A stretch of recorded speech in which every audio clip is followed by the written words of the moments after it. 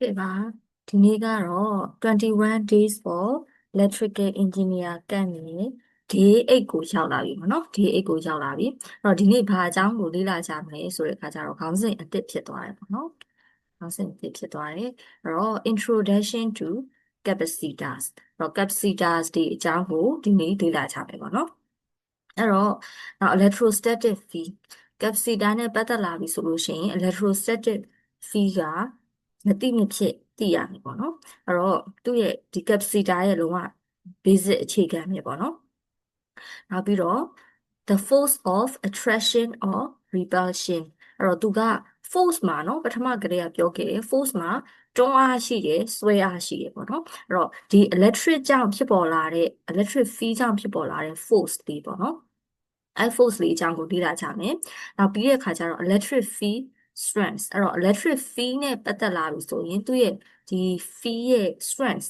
ပြင်းအားတွေအကြောင်းကိုလေ့လာမယ်။နောက်ပြီးတော့မှ capacitance ကိုလေ့လာမယ်ပေါ့နော်။အဲ့တော့သူတို့ကဆက်ဆက်နေတယ်။နောက်ဒီ capacitance ဂုဏ်သတ္တိရှိတဲ့ပစ္စည်းကို capacitor လို့ခေါ်တယ်ပေါ့နော်။အဲ့တော့ capacitor အကြောင်းလေ့လာမယ်။ပြီးရင်တော့ problem solving ပေါ့နော်။ဒီနေ့နဲ့သက်ဆိုင်တဲ့ပု္ပ္ပစာတွေလေးတွေတွက်ကြည့်ကြမယ်ပေါ့ဟုတ်ပြီအဲ့တော့ပထမဦးဆုံးက introduction to capacitor အဲ့တော့ဒီနေ့စာဘယ်လိုခေါ်မလဲစာဖတ်ပြတာနည်းနည်းတော့များမယ်ပေါ့နော်နည်းနည်းတော့ပြင်းစရာတော့ကောင်းမလားတော့မသိဘူးပေါ့နော်အဲ့တော့ဟိုစူးစမ်းပြီးတော့တက်နိုင်ဆုံးရှင်းပြပေးပါမယ်အဲ့တော့ဒီလိုပုံစံလေးတွေပေါ့နော်ဒီလိုပုံစံလေးတွေ electronic circuit နဲ့ထိတွေ့တဲ့လူတော်တော်များများကတော့သိကြလိမ့်မယ်ပေါ့နော်ဒီလိုပုံစံလေးတွေရှိတယ်အဲ့တော့ capacitor ဆိုတာသူ့မှာငုံနှစ်ငုံရှိတယ်ပေါ့နော်အဲ့တော့အဲ့ဒီငုံနှစ်ငုံကအတိုးအရှည်မတူဘူးเนาะအတိုးအရှည်မတူဘူးအဲ့တော့ plus နဲ့ minus နဲ့ရှိတယ်အဲ့တော့ plus ဒီအမြဲတမ်းရှည်ပါတယ် capacitor မှာကြည့်လိုက်လို့ရှိရင်ပေါ့နော်ကိုယ့်လက်ထက် capacitor ရောက်လာလို့ရှိရင်အဲ့တော့ plus ငုတ်ဒီအမြဲတမ်းရှည်တယ် minus ငုတ်ဒီတိုးတယ်အဲ့လိုမျိုးမှတ်လို့ရတယ်ပေါ့နော် positive နဲ့ negative terminalအဲ့တော့ a capacitor is an electrical device capacitor ဆိုတာ electrical device ဖြစ်တယ်ဒါအားလုံးသိကြပြီဒါပဲเนาะအဲ့တော့ that is used to store electrical energy အဲ့တော့အဲ့ capacitor ကိုဘာအတွက်သုံးလဲဆိုတော့ electrical energy ကို store လုပ်ထားခြင်းတဲ့အတွက်ကြောင့်အသုံးပြုပါတယ်တဲ့เนาะအဲ့တော့ next to resistor ဆိုလိုချင်တာ resistor တွေအပြင်ပေါ့နော် the capacitor is the most encounter component in electrical circuit အဲ့တော့အသုံးများတာက resistor တွေကိုအသုံးများတယ် electrical circuit တွေမှာ resistor ပြီးတာနဲ့ဒုတိယအသုံးအများဆုံးဒီ capacitor တွေဖြစ်တယ်ပေါ့နော်ဒါကြောင့်သူတို့အကြောင်းကိုသိထားရမယ်ပေါ့အဲ့တော့ capacitors are used to smooth rectify AC outputs သူ့ကိုဘာလို့အသုံးပြုရလဲဆိုတော့ to smooth ချောမွေ့ဖို့အတွက်ပေါ့နော် rectified AC output အဲ့တော့ rectified ဆိုတာသူကစစ်ထုတ်ပလိုက်တာเนาะစစ်ထုတ်လိုက်တာ AC outputs တွေကိုဆိုလိုချင်တာကဒီ circuit တစ်ခုမှာသူက AC outputs ကိုပြူးဝါလို့ခြင်းလဲဆိုလို့ရှိရင်ဂျားထဲမှာ rectify မလိုချင်တဲ့ wave တွေကိုစစ်ထုတ်မယ်အဲ့ဒီခါမှာဆိုရင် rectifier အနေနဲ့ capacitor တွေကိုသုံးတယ်ပေါ့နော်စစ်ထုတ်ဖို့အတွက်ကိုအဲ့တော့ capacitor စာ using telecommunication equipment เนาะ telecommunication equipment တွေမှာလည်း capacitor တွေကိုသုံးပါတယ်တဲ့ such as ဘယ်လိုလဲဆိုတော့ radio receivers เนาะ radio အသံလှိုင်းတွေကို receive ဖမ်းယူတဲ့နေရာမှာလည်းသုံးတယ် for tuning to require frequency အဲ့တော့သူက capacitor ဒီ frequency နဲ့အများကြီးဆက်တယ်ပေါ့နော်အဲ့တော့သူက frequency ကို tuning လုပ်မှာပေါ့ကိုလိုချင်တဲ့ frequency ရအောင်ချိန်ညှိဖို့ရန်အတွက် telecommunication တွေမှာဆိုရင် capacitor ကိုသုံးတယ်ပေါ့နော်နောက်ပြီးတော့ data use in time delay circuit เนาะ time delay circuit တွေမှာလည်းသုံးတယ်အဲ့ဒါတွေက in electrical filters ပေါ့နော် electrical filters တွေရှိတဲ့ time delay circuit တွေမှာသုံးတယ်နောက်ပြီးတော့ in oscillator circuits ဒါတွေကကိုယ်နဲ့တော့အရင်ကြီးတော့မသက်ဆိုင်ဘူးပေါ့နော်နောက်ပြီးတော့ခါကျတော့ in magnetic resonance imaging เนาะသူက MRI စက်တွေ MRI စက်ရုံမှာသုံးတဲ့ MRI စက်ကြီးတွေမှာဆိုရင်လည်းသူက capacitor တွေကိုအသုံးပြုတယ်တဲ့ဒါကသူ့ရဲ့မိတ်ဆက်ပေါ့နော်ဟုတ်ပြီအဲ့တော့ electrostatic field capacitor နဲ့ပတ်သက်လာပြီဆိုရင်သူ့ရဲ့ basic က electrostatic field အဲ့တော့တည်ငြိမ်နေတဲ့ clear စစ်စကွင်းပေါ့နော်အဲ့တော့ဒီမှာဆိုလို့ရှိရင် plate နှစ်ခုရှိမယ်ပေါ့နော် plate နှစ်ခုရှိနေအဲ့တော့အဲ့ plate နှစ်ခုမှာဆိုလို့ရှိရင်တဲ့တစ်ခုက plus terminal ငုံနဲ့ချိတ်ဆက်ထားမယ်ပေါ့နော်တစ်ခုက minus terminal ငုံနဲ့ချိတ်ဆက်ထားမယ်ဆိုရင်အဲ့ဒီ plate နှစ်ခုကြားထဲမှာတဲ့ သူ့မှာ electrostatic field ဆိုတဲ့လမ်းကြောင်းเนาะဒီလျှက်စစ် field လမ်းကြောင်းတစ်ခုဖြစ်ပေါ်လာတယ်ဘယ်လိုသိလို့ရလဲဆိုတော့အဲ့ဒီ plate နှစ်ခုကို plus terminal နဲ့ minus terminal နဲ့ချိတ်ဆက်လိုက်ပြီးရင်ကိုကတော့မမြင်ရဘူးလေเนาะဒီ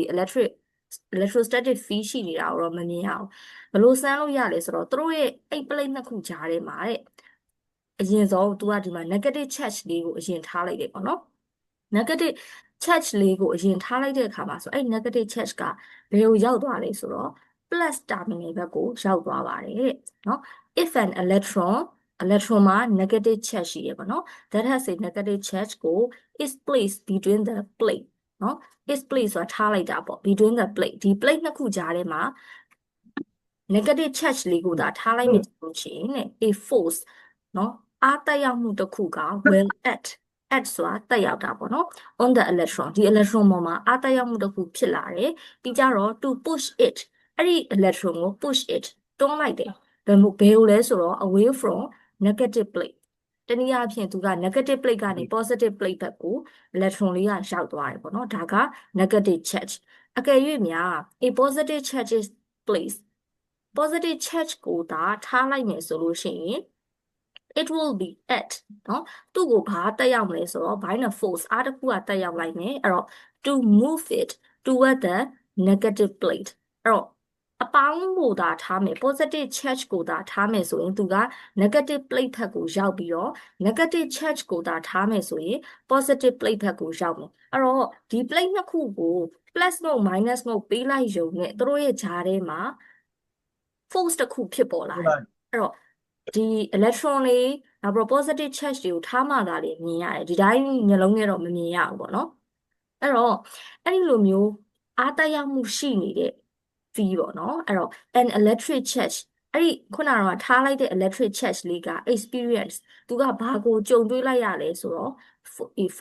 force တစ်ခုကိုသူကကြုံတွေ့လိုက်တနည်းအားဖြင့်သူ့ကိုအားတစ်ခုနဲ့တက်ရောက်လိုက်တယ် positive charge ပဲထားထား negative charge ပဲထားထားသူ့ကိုအားတစ်ခုကတက်ရောက်ခြင်းခံလိုက်ရတယ်အဲ့တော့အဲ့ဒီအားကို is called an electrostatic field နော်အဲ့တော့တည်ငြိမ်နေတဲ့လျှပ်စစ်စက်ကွင်းလို့ခေါ်တယ်သူကအဲ့လျှပ်စစ်စက်ကွင်းလေးကိုရောက်သွားတာပေါ့နော် electric field တဲ့ကိုရောက်သွားတာပဲအဲ့တော့ electrostatic field နဲ့ electric field အတူတူပဲပေါ့နော်ဒါပေမဲ့ तू ကဒီမှာပြောင်းလဲခြင်းမရှိတဲ့အတိုးရော့မရှိတဲ့ field မို့လို့သူက electrostatic field လို့သုံးထားတာပေါ့နော် electrostatic ဆိုတာတည်ငြိမ်နေတဲ့ဒီလျှပ်စစ်စက်ကွင်းလို့သုံးထားတာပေါ့အဲ့တော့ဒါက plate နော် plate မှာ positive negative terminal ချိန်လိုက်လို့အဲ့လိုမဟုတ်ဘဲနဲ့ positive နဲ့ negative charge နှစ်ခုကြားထဲမှာဆိုလို့ရှိရင်လေအဲ့ဒီ electrostatic field ရှိပါတယ်သူတို့နှစ်ခုကအပြန်အလှန်အားတက်ရောက်နေအဲ့တော့လွယ်ပြောမယ်ဆိုလို့ရှိရင်တန်လှိုက်တွေလိုပဲပေါ့နော်ဝင်ရိုးစွန်းတူလို့ရှိရင်ဆွဲငင်တယ်ဝင်ရိုးစွန်းမတူရင်ဝင်ရိုးစွန်းတူလို့ရှိရင်เนาะသူကတွန်းကန်တယ်ဝင်ရိုးစွန်းမတူရင်ဆွဲငင်တယ်ပေါ့ electric ကလည်းဒီသဘောတရားပဲ charge လေးနှစ်ခုက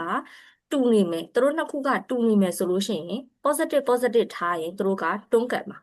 အကယ်၍ positive နဲ့ negative ထားလို့ရှိရင်ဆွဲငင်မှာအဲ့ဒါကသူတို့ကြားထဲမှာအားတက်ရောက်မှုတစ်ခုဖြစ်ပေါ်လာလို့ပေါ့နော်အဲ့ဒီအားကို electrostatic field လို့ခေါ်တယ်အဲ့တော့ capacitor တွေကဒီ electrostatic field ကိုအသုံးပြုပြီးတော့တွန်းကန်တာနဲ့ဆွဲငင်တာနဲ့ကိုအသုံးပြုပြီးတော့သူက capacitor တွေကိုပြုလုပ်ထားတယ်ပေါ့နော်အဲ့တော့အဓိကသူ့ထဲမှာလှုပ်ရှားတာအဲ့ဒီ charge လေးတွေပဲနော်positive charge negative charge လေးတွေက capacitor မှာအဓိကလှုပ်ရှားတာပေါ့နော်ဟုတ်ပြီအဲ့တော့ဒါက electrostatic field ပေါ့နော်တည်ငြိမ်နေတဲ့လျှပ်စစ်စက်ကွင်းအဲ့တော့ခုနကပြောခဲ့တဲ့ force အားတက်ရောက်မှုပေါ့နော်အဲ့ဒီအားက attraction နော်အဲ့တော့ဝင်ရိုးဘယ်လိုခေါ်မလဲ positive ကနေပြီးတော့ negative ကိုသွားတယ်ဆိုတာကနော် positive ဒီဘယ်လိုခေါ်မလဲခုနပြောလိုက်တဲ့ plate ပေါ့နော် negative ရှိတဲ့ electron လေးကိုထားလိုက်လို့ရှိရင်သူက negative plate ကတွန်းတဲ့အတွက်ကြောင့်မလို့သူ့ကို repulsion ပေါ့တွန်းအားပေါ့နော်ဒါပေမဲ့ positive plate ကကြတော့ဒီ electron ကိုဆွဲမှာဖြစ်တဲ့အတွက်ကြောင့်မလို့သူက attractive force ဖြစ်တယ်ပေါ့နော်အဲ့တော့ repulsion force နဲ့ attractive force ပေါ့ force ကနှစ်မျိုးရှိတယ်ပေါ့နော် plate ကနှစ်ခုရှိတယ် plus နဲ့ minus ရှိတယ်ထားလိုက်တဲ့ electron ပေါ်မူတည်ပြီးတော့ plate တစ်ခုကတွန်းမယ် plate တစ်ခုကဆွဲမယ်ပေါ့နော်အဲ့တော့ the force of attraction or repulsion အဲ့တော့ plate နှစ်ခုကခုနပြောလို့တွန်းတဲ့ plate ကတွန်းမယ်ဆွဲတဲ့ plate ကဆွဲမယ်အဲ့ဒီ force ကတဲ့ between two electrical charge bodies เนาะအဲ့တော့ plate မှာလို့ပဲ electrical charge body plus နဲ့ minus နဲ့ charge နှစ်ခုရှိရင်လေတူလို့ရှိရင်သူတို့ကတွန်းကန်မယ်မတူရင်ဆွဲငင်မယ်ပေါ့နော်ဝင်ရိုးစွန်းတူရင်ဝင်ရိုးစွန်းတူလို့ရှိရင်တွန်းကန်တယ်ဝင်ရိုးစွန်းမတူရင်ဆွဲငင်တယ်လို့ပဲပေါ့နော် charge လေးတွေကလည်းဒီဂုဏ်သက်တွေရှိတယ်အဲ့တော့သူကတဲ့အဲ့ဒီ force ပေါ့နော်တွန်းအားနဲ့ဆွဲအားကတဲ့ is proportional to the magnitude of their charges ဘာနဲ့နော် is proportional to ဆိုတာဓာတ်ရိုက်အချိုးကြတယ်နော်အဲ့တော့ their charges သူတို့မှာရှိတဲ့ charge တန်ဖိုးနော် Q is equal to IT ပထမနေ့ကလေးကပြောခဲ့တယ်ပေါ့နော်အဲ့ပုံလေးလေးသူတို့မှာရှိတဲ့ charge ကူလောင်းအရေအတွက်နဲ့ဓာတ်ရိုက်အချိုးကြတယ်အဲ့ force ကအဲ့တော့ charge ပမာဏများလာလေသူတို့ရဲ့တွန်းအားဒါမှမဟုတ်ဆွဲအားကများလာမှာပေါ့နော်အဲနောက်ပြီးတော့ inversely proportional to သူကကြတော့ပြောင်းမြန်အချိုးကြတယ်ဘာနဲ့ပြောင်းမြန်ချိုးကြလဲဆိုတော့ the square of the distance separating them အဲ့ဒီ charge နှစ်ခုကြားမှာရှိတဲ့အကွာအဝေးရဲ့နှစ်ထပ်ကိန်းပေါ့နော် square နဲ့ကြတော့သူကပြောင်းမြန်အချိုးကြတယ်အဲ့တော့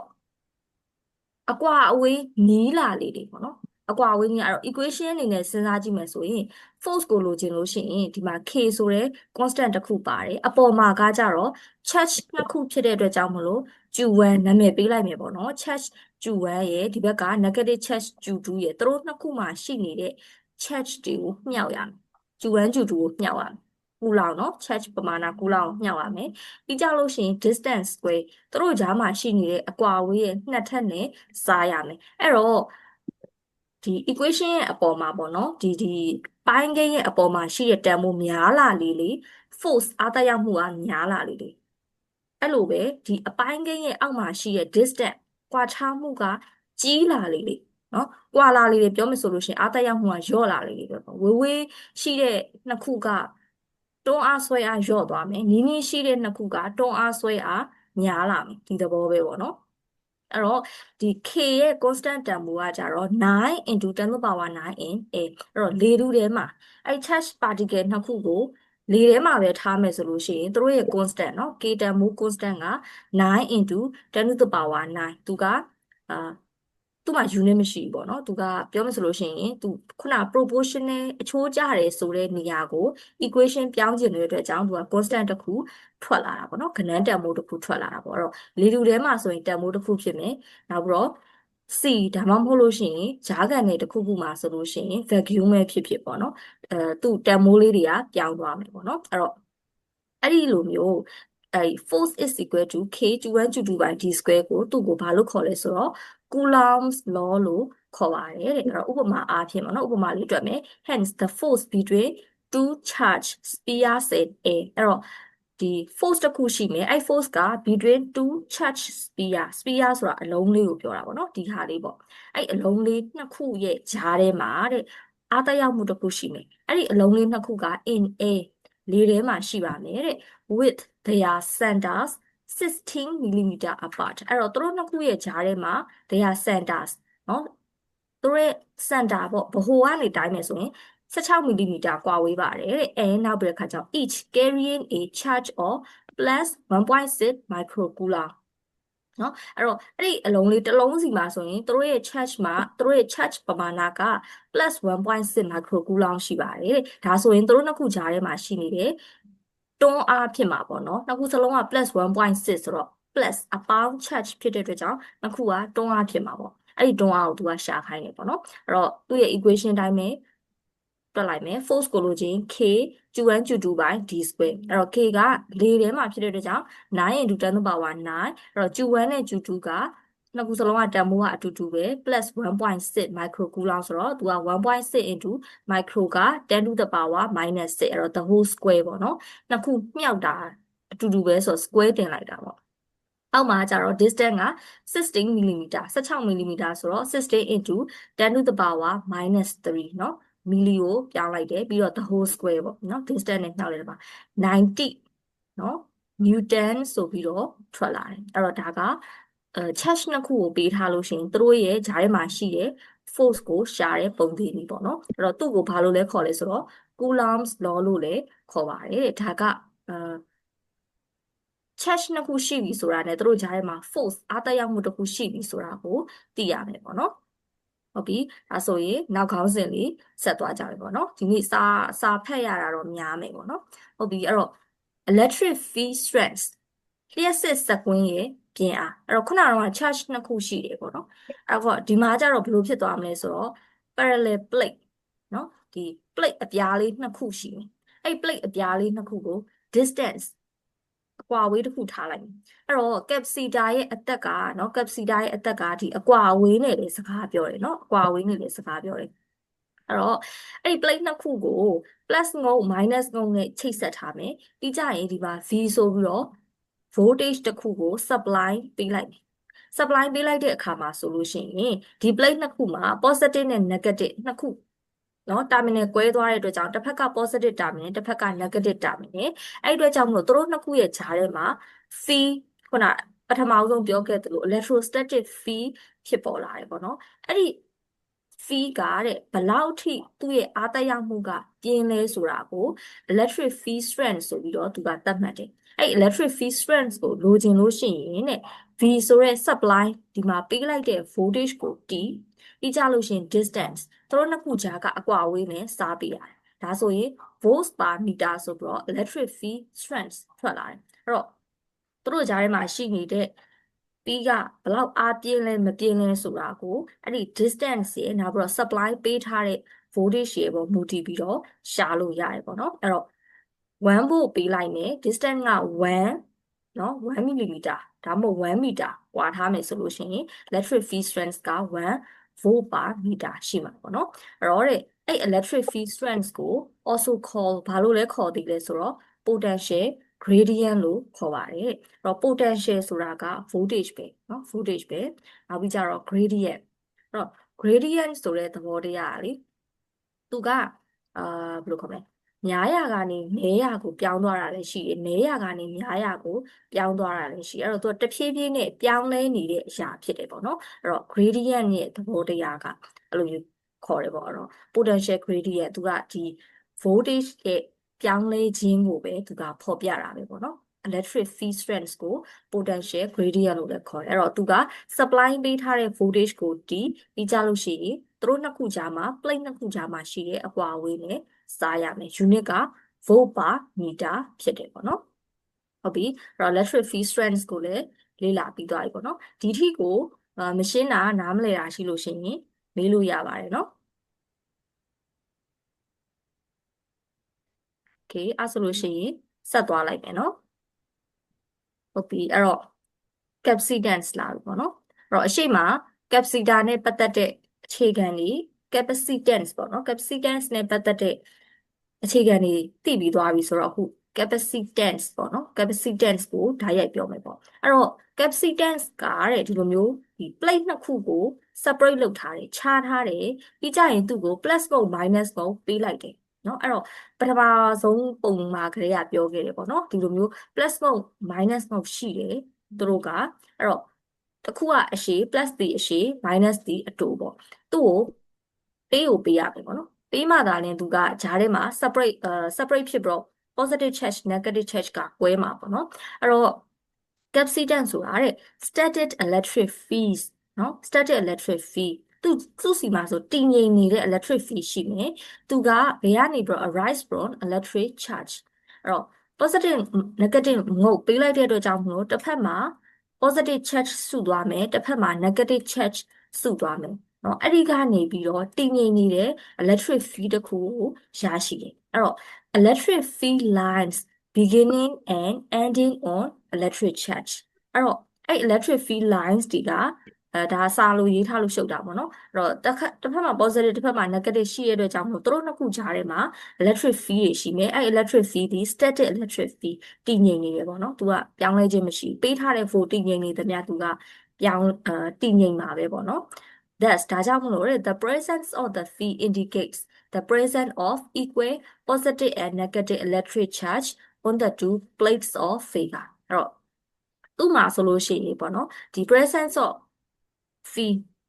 ရှိနေတာဘာလို့ဆိုလို့ချင်တာလဲဆိုတော့ the presence of equal positive and negative electric charge သူတို့နှစ်ခုစလုံးက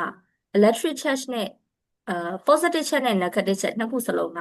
တူညီတယ်ပေါ့နော်တူညီတဲ့ပမာဏရှိတယ်လို့ဆိုလိုချင်တာဖြစ်တယ်တဲ့ဒီ plate နှစ်ခုမှာအဲ့တော့ let the charge be plus 2 coulomb on one plate and minus 2 coulomb on the other plate အဲ့တော့ charge နှစ်ခုမှာရှိနေတဲ့ plate နှစ်ခုမှာရှိနေတဲ့ charge ရဲ့ပမာဏကလည်းတူညီတယ်ပေါ့နော်အဲ့တော့တစ်ခုမှာ plus 2ရှိရဆိုရင်နောက်တစ်ခုမှာ minus 2ရှိပါတယ်တဲ့နော်ဟုတ်ပြီအဲ့တော့ဒီဟာလေးကိုလိုက်လိုက်လို့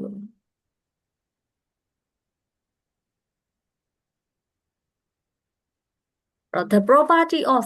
this pair of plates အဲ့ဒီ plates နှစ်ခုရဲ့ဒီ electric field ရှိနေတဲ့ property ဂုဏ်ရည်သွေးကိုတဲ့ which determines ဘာလို့သတ်မှတ်လဲဆိုတော့ how much charge corresponds to a given PD เนาะအဲ့တော့ဒီ given PD ဆိုတာသူတို့ supply ပေးထားတဲ့ voltage ကိုပဲပြောချင်တာပေါ့เนาะအဲ့တော့ supply ပေးထားတဲ့ voltage နဲ့ပြီးကြလို့ရှိရင် between the plates เนาะ how much charge correspond to a given PD ဆိုတာ supply ပေးထားတဲ့ voltage အတိုင်းကိုသူတို့ရဲ့ဒီ plate နှစ်ခုမှာ charge ပမာဏဘယ်လောက်ရှိနေလဲဆိုတဲ့အရေးအသွေးပေါ့เนาะ charge ပမာဏဘယ်လောက်အဲ့တော့1ဖို့ခုနပြောလိုက်သလိုဒီ distance ကပုံသေးရွယ်ရှိနေမှာ distance ကပြောင်းလဲသွားမှာမဟုတ် capacitor ဆိုတော့အထဲထဲမှာဘာမှပြောင်းလို့မရဘူးပေါ့နော်သူအသေးလောက်ထားတာအဲ့တော့ပေးလိုက်တဲ့ voltage ပေါ်မှာမူတည်ပြီးတဲ့ခါကျတော့သူတို့စီမှာ charge ပမာဏဘယ်လောက်ပေါ်လဲဆိုတဲ့အရာကိုဘာလို့ခေါ်လဲဆိုတဲ့ခါကျတော့တဲ့ their capacitance သူတို့စီမှာ capacitance တန်ဖိုးဘယ်လောက်ရှိလဲဆိုတာကိုခေါ်ပါတယ်တဲ့နော်အဲ့တော့ပေးလိုက်တဲ့ voltage ပေါ်မူတည်ပြီးတော့ဒီ plate နှစ်ခုမှာ charge ဘယ်လောက်ဖြစ်ပေါ်လာလဲဆိုတာဒီသူ့ရဲ့ capacitance တန်ဖိုးပဲဖြစ်တယ်အဲ့တော့ capacitance တန်ဖိုးဆိုတာ charge နဲ့ပဲမူတည်တယ်เนาะ charge နဲ့ပဲမူတည်တယ်အဲ့တော့အဲ့ charge ကဘာမှဖြစ်ပေါ်လာမှလဲဆိုတော့ plate နှစ်ခုရှိမယ်သူတို့ကို distance အကွာအဝေးတစ်ခုခြားထားမယ်တစ်ဖက်ကို minus ငုတ်ပေးမယ်တစ်ဖက်ကို plus ငုတ်ပေးမယ်ဒါဆိုရင်အဲ့ plate နှစ်ခုမှာ charge ပမာဏဘယ်လောက်ဖြစ်ပေါ်လာလဲဆိုတာဒီသူ့ရဲ့ capacitance တန်ဖိုးပဲဖြစ်တယ်တဲ့အဲ့တော့ capacitance တန်ဖိုးကိုလိုချင်လို့ရှိရင် 2/V ပေးလိုက်တဲ့ supply voltage ပေါ်မှာမူတည်ပြီးတော့အဲ့ဒီ plate နှစ်ခုမှာ charge ပမာဏဘယ်လောက်ဖြစ်ပေါ်လာလဲဆိုတာဒီ capacitance တန်ဖိုးပဲဖြစ်တယ်เนาะအဲ့တော့ capacitance က farad နဲ့သူ့ရဲ့ unit က farad ဖြစ်တယ်အဲ့တော့အဲ့ farad ဒီ microfarad picofarad သူ့မှာ farad တန်ဖိုးเนาะ capacitance တန်ဖိုးကနည်းတယ်เนาะ microfarad picofarad ဒီအများစုတွေ့ရတယ်เนาะအများစုတွေ့ရတယ်ပြီးကြတော့ joule ဆိုတာတော့ charge เนาะတည်ထားတယ် coulomb သူ့ရဲ့ unit က coulomb ဖြစ်တယ် CG နဲ့ဖော်ပြတယ်နောက် voltage ကတော့ V ကတော့ voltage or potential difference ပေါ့เนาะသူတို့နှစ်ခုကြားမှာခြားနားနေတဲ့ voltage လို့လည်းပြောလို့ရတယ်ဒီကနေ supply ပေးလိုက်တဲ့ voltage လို့လည်းပြောလို့ရတယ်ပေါ့เนาะသူ့ရဲ့ unit ကတော့ V ဖြစ်ပါတယ်တဲ့ဟုတ်ပြီအဲ့တော့ capacitor ပေါ့နော် capacitor အကြောင်းဖြစ်သွားပြီပေါ့နော်အဲ့တော့ every system of electrical conductors က possesses capacitance အဲ့တော့ electrical ဒီ conductor ပေါ့နော် conductor လို့ပြောလိုက်ပြီဆိုတာ ਨੇ သူတို့မှာ capacitance တန်ဖိုးဖြစ်လာပြီပေါ့နော် capacitance တန်ဖိုးရှိလာပြီအဲ့တော့there is capacitance between the conductors of overhead transmission lines အဲ့တော့ကောင်းကင်ကြိုးတွေမှာဆိုလို့ရှိရင်လည်း overhead transmission lines တွေမှာလည်း capacitance တန်ဖိုးရှိပါတယ်တဲ့တော့ capacitor ဒီအမြဲတမ်းအပြိုင်ရှိပြီဆိုလို့ရှိရင်เนาะတစ်ဖက်မှာ voltage တစ်ခုရှိတယ်ပေါ့တစ်ဖက်မှာ voltage တစ်ခုရှိတယ်နောက်တစ်ဖက်မှာ voltage တစ်ခုရှိတယ်เนาะသူတို့နှစ်ခုကြားမှာ potential difference ခြားနားမှုရှိတယ်တစ်ဖက်က plus တစ်ဖက်က minus ဒါမှမဟုတ်လို့ရှိရင်လေ voltage နှစ်ခုစလုံးနှစ်ခုစလုံးကပြောမှဆိုလို့ရှိရင်တချို့ line ကြိုးတွေမှာဆိုလို့ရှိရင်230နဲ့132ပဲဖြစ်ဖြစ်ပေါ့နော်230 132ပဲဖြစ်ဖြစ်ဒါမှမဟုတ်လို့ရှိရင်လေ230နဲ့အပ်ကြိုးပဲဖြစ်ဖြစ်ဒါမှမဟုတ်လေ230နဲ့ ground ပဲဖြစ်ဖြစ်အပြိုင်ရှိလာပြီဆိုလို့ရှိရင်သူတို့ကြားထဲမှာ capacitance တန်ဖိုးကရှိလာပြီပေါ့နော်နောက်ပြီးတော့ခါကြတော့ between the wires of a telephone cable တွေရဲ့နော်ကြိုးတွေကြားထဲမှာတောင်ပါပဲ capacitance တန်ဖိုးကရှိပါတယ်အပြိုင်ရှိလာပြီဆိုတာ ਨੇ သူက capacitance တန်ဖိုးဆိုတာရှိလာပြီပေါ့နော်အဲ့တော့ in this examples the capacitance is undesirable အဲ့တော့သူပြောခဲ့တဲ့အပေါ်ကဒီ telephone ကြိုးတို့ပြီးကြလို့ရှိရင် transmission line တို့မှာရှိနေတဲ့ capacitance တန်ဖိုးကတော့ undesirable ပေါ့နော်အဲ့တော့သူကတော့မလိုချင်ဘူးပေါ့နော် မလိုချင်ဘူးဒါပေမဲ့လည်း has to be accept သူ့ကိုတော့လက်ခံရတယ်နောက်ပြီးတော့ minimize or compensate เนาะ compensate တာ for ပါ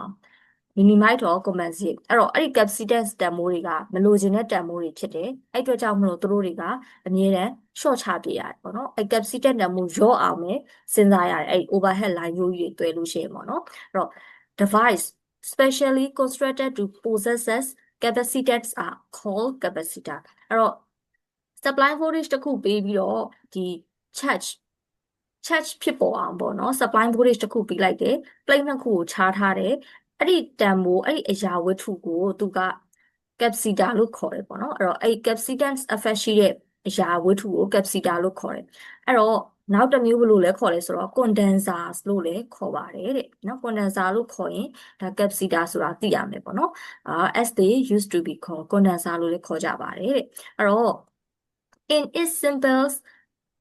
form a capacitor เนาะ simple form ဆိုတာရိုးရှင်းဆုံးပုံစံကတော့ a capacitor မှာ consists of two plates plate နှစ်ခုပါမယ်အဲ့တော့ which are separated သူတို့ကိုခြားထားမယ် by an insulating material အဲ့တော့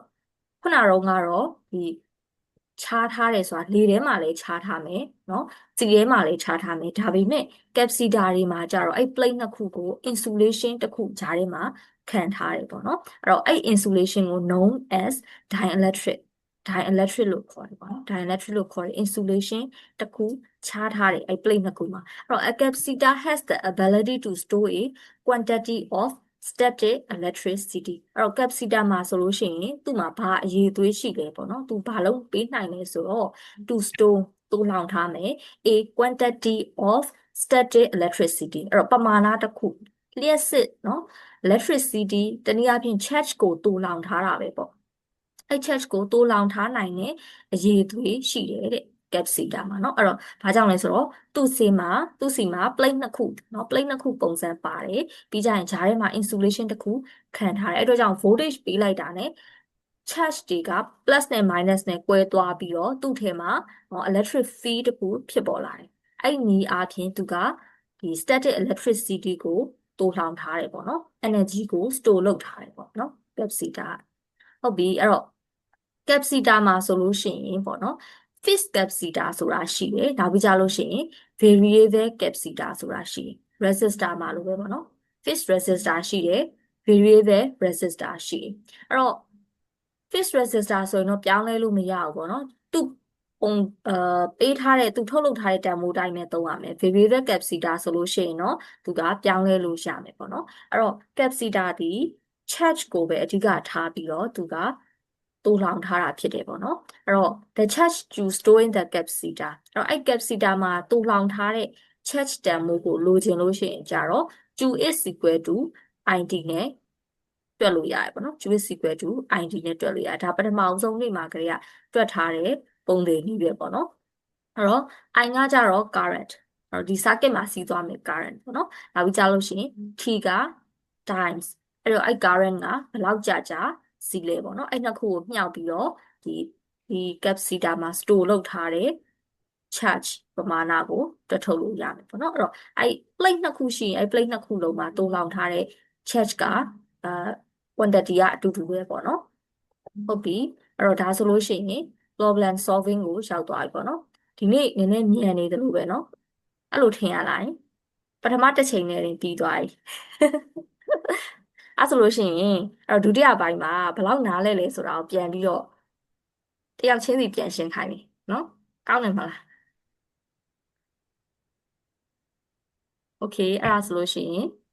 problem solving လေးသွားမယ်ပေါ့နော်โอเคအဲ့တော့ problem 1ကပေါ့နော်အဲ့တော့နံပါတ် A ကကြတော့ determine the PD across a 4 microfarad capacitor အဲ့တော့4 microfarad capacitance တန်ဖိုးရှိတယ်เนาะ capacitor ကိုတဲ့ one charge with 5 millicoulomb ပေါ့နော်အဲ့တော့သူ့မှာ store လုပ်ထားမဲ့ charge က5 millicoulomb ရှိတယ်ဒါဆိုလို့ရှိရင် determine the PD potential difference ကိုသူကရှာခိုင်းတယ်အဲ့တော့နံပါတ် B ကကြတော့ find the charge on a 50 picofarad capacitor เนาะအဲ့တော့ဒီcapacitance တန်ဖိုးက50 picofarad ရှိတယ်အဲ့တော့ဘယ်ချိန်မှာလဲဆိုတော့ when the voltage applied to it is 2 kilovolt เนาะသူသုံးမဲ့ voltage က2 kilovolt ဖြစ်တယ်ဒါဆိုလို့ရှိရင်သူကဘာကိုရှာခိုင်းလဲဆိုတော့ find the charge เนาะကျူတန်မှုကိုရှာခိုင်းနေပေါ့ဟုတ်ပြီအဲ့တော့နံပါတ် A က capacitance တန်ဖိုးပေးထားတယ်เนาะသူ့ကို farad အထိပေါ့เนาะ4 into 10 to power -6 သူပြောင်းလိုက်တယ်နောက်ပြီးတော့ကျူတန်မှုက5 millicoulomb ပေးထားတယ်ပေါ့နော်အဲ့တော့သူပြောင်းလိုက်တယ်အဲ့တော့လိုချင်တာကကြတော့ potential difference ကိုလိုချင်တာပေါ့နော်အဲ့တော့ potential difference ကိုလိုချင်တဲ့အခါကျတော့coulomb ကိုတည်တယ် capacitance ကိုတည်တယ်charge ကိုတည်တယ်ဆိုလို့ရှိရင် C is equal to Q by V ပုံသဏ္ဍာန်ကြီးကနေရှာလိုက်တယ်ပေါ့နော်လိုချင်တာ V ဆိုတော့ Q by C ဖြစ်သွားတယ်ပေါ့နော်နောက်ဆုံးသူဖြည့်ရှင်းလိုက်တဲ့အခါမှာဆိုလို့ရှိရင်တဲ့ဒီမှာ potential difference က1250 volt အဲ့ဒါကိုကီလိုပြောင်းမယ်ဆိုရင်1.25 ကီလိုဗို့ဖြစ်သွားတယ်ပေါ့နော်အဲ့တော့ဒါလေးတွေကပုံသင်နည်းအစားသွင်းတာလေးတွေပါပဲเนาะတိတ်ပြီးတော့ခက်တာတော့မပါဘူးပေါ့အဲ့တော့နံပါတ် B ကိုဆိုလို့ရှိရင်လည်းသူကpicofarad ပေါ့ capacitance တန်ဖိုးပေးထားတယ်အဲ့တော့သူက pico ကိုပြောင်းလိုက်တယ်10 to the power -12 တွဲဖြစ်ပေါ့နော်နောက်ပြီးတော့ voltage ပေးထားတယ်2 kilovolt ဆိုတော့2000 volt ပေါ့နော်အဲ့တော့10 to the power 3ကိုပြောင်းလိုက်တယ်ပေါ့နော်ပြီးတော့ Q is equal to CV เนาะဒီပုံသင်နည်းရပဲလာတာပဲ C is equal to Q by V ရပဲလာတာပဲသူလိုချင်တာကကြတော့ဒီတစ်ခါ charge ကိုလိုချင်တာဖြစ်တဲ့အတွက်ကြောင့် store လုပ်ထားတဲ့ charge ကိုလိုချင်တာဖြစ်တဲ့အတွက်ကြောင့် Q is equal to CV ကနေတွက်လိုက်တယ်ပေါ့နော်အဲ့တော့ဒီကူလောင်းရဲ့ voltage ရဲ့နှစ်ခုကိုမြှောက်လိုက်တဲ့အခါမှာသူတက်မှုရလာတယ်ပေါ့နော်0.1 into 10 to the power -6 ဆိုပြီးတော့ရတယ်အဲ့တော့10 to the power -6 ဒီ micro ဖြစ်တဲ့အတွက်ကြောင့်မလို့0.1 micro ကူလောင်းဆိုပြီးတော့ရသွားတယ်ပေါ့နော်ဒါ problem 1ပေါ့အဲ့တော့ problem 2ကကြတော့တဲ့ a direct current เนาะ direct current တော့4 milliampere အဲ့တော့4 milliampere current ပါလာပြီเนาะသူက flows into a previously uncharged 20 microfarad capacitor for 3 seconds အဲ့တော့ previously uncharged ဆိုတာကသူကအားမသွင်းထားဘူးလို့ပြောချင်တာပေါ့တနည်းအားဖြင့်သူက store လုပ်ထားတဲ့ charge မရှိဘူးเนาะ store လုပ်ထားတဲ့ charge မရှိတဲ့ capacitor ပေါ့เนาะအဲ့ capacitor က20 microfarad တန်ဖိုးရှိတယ်သူ့ကိုသူက current တစ်ခုဖြတ်စီးခိုင်းလိုက်တယ်အဲ့ဒီခါမှာအဲ့ current ကဘယ်လောက်စီးမှာလဲဆိုတော့3 millisecond စီးသွားမှာတဲ့ဒါဆိုလို့ရှိရင် determine the PD between the plate เนาะအဲ့ဒီ capacitor ထဲမှာရှိတဲ့ခုန plate နှစ်ခုမှာသွားပြီးတော့ကြာရောက်မယ် potential difference ပေါ့เนาะတနည်းအားဖြင့် supply voltage ကိုပဲသူနေတာပဲပေါ့ဘယ်လောက်ပါလဲတဲ့အဲ့တော့ current ပေးထားတယ်နောက်ပြီးတော့ capacitance တန်ဖိုးတည်တယ်20 microfarad เนาะအဲ့တော့20 micro ကို10 to the power -6 အထိပြောင်းလိုက်မယ်ပြီးကြရင် time ကြာချိန်ကကြတော့3 millisecond အဲ့တော့ milli ကို10 to the power -3 အဖြစ်ပြောင်းမယ်ပေါ့เนาะအဲ့တော့ Q is equal to ID เนาะ Q is equal to ID သုံးလိုက်လို့ရှိရင်သူ့မှာ store လုပ်မဲ့သူကခုနကတော့ပြောထားတယ် store မလုပ်ထားဘူးဆိုတော့အခု store လုပ်ထားတဲ့ charge ကိုရှာလိုက်တယ်เนาะအဲ့တော့ charge တန်ဖိုးရမယ်ပေါ့เนาะအဲ့တော့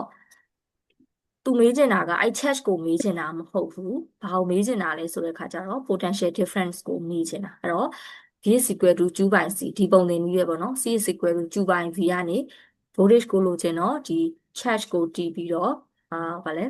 ဒီ Q ပေါ့နော် Q ကိုတီးပြီးတဲ့ခါကျတော့ C နဲ့စားမယ် capacitance တန်ဖိုးနဲ့စားမယ်ပေါ့ charge ကိုဒီ capacitance နဲ့စားလိုက်တဲ့အခါမှာနောက်ဆုံး600ဗို့ဆိုပြီးတော့ထွက်လာတယ်ပေါ့နော်အဲ့တော့အဲ့600ဗို့ကဒီ capacitor ထဲမှာရှိတဲ့ plate နှစ်ခုမှာရှိတဲ့ voltage ပေါ့နော်တနည်းအားဖြင့်ဒီ supply ပေးလိုက်တဲ့ voltage ပဲပေါ့ a 5 microfarad capacitor เนาะ5 microfarad ရှိတဲ့ capacitor ကိုတဲ့ is charge သူ့ကိုအားသွင်းလိုက်တယ်ပေါ့နော် charge သူ့စီမှာ charge ဖြစ်လာတယ် so that the PD between its plates is 800 volt เนาะအဲ့တော့ဒီ supply ပေးမဲ့ voltage က800 volt ရှိရဆိုလို့ရှိရင်တဲ့ဒီ capacitor ရဲ့ capacitance တန်ဖိုးက5 microfarad เนาะရှိပါတယ်တဲ့ဒါဆိုလို့ရှိရင် calculate how long the capacitor can provide an average discharge current of 2 milliampere အဲ့တော့ဒီ capacitor ကသူကအားသွင်းမှာအားသွင်းပြီးလို့ရှိရင်အဲ့ဒီအားကိုပြန်ပြီးတော့ discharge လုပ်မှာเนาะ store လုပ်ထားတဲ့ electron တွေကပြန်ပြီးတော့ flow ပြန်စီးလာမှာပေါ့အဲ့ပြန်စီးလာဖို့ current က2 milliampere ရှိတယ်ဆိုလို့ရှိရင်တဲ့အဲ့ဒီ discharge ဖြစ်မဲ့เนาะ discharge ဖြစ်မဲ့အချိန်ကိုသူကနေတာ time ကိုနေတာเนาะအဲ့တော့သူပေးထားတဲ့ပုံလေးนี้မှာပေးထားတဲ့ပေးချက်ရဆို capacitance တန်ဖိုးပေးထားတယ်5 microfarad အဲ့တော့ micro ကို10 to the power -6 ရအောင်ပြောင်းလိုက်တယ်เนาะနောက်ပြီးတော့ voltage အဲ့ဒီ plate မှာရှိတဲ့ voltage plate တစ်ခုမှာရှိတဲ့ voltage က